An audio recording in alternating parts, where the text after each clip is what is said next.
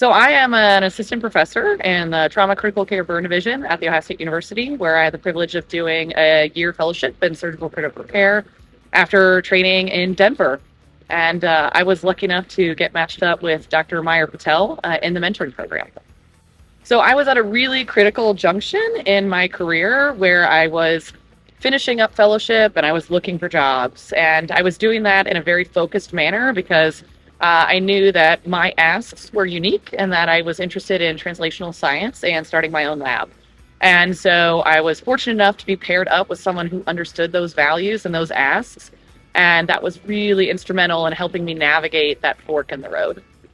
I highly recommend the East Mentoring Program. It was a game changer for me. Dr. Patel was an amazing mentor. He was very invested. He helped me in considering jobs and looking at contracts and thinking about my asks and building my lab and writing my K grant, looking at my aims. He was really invested.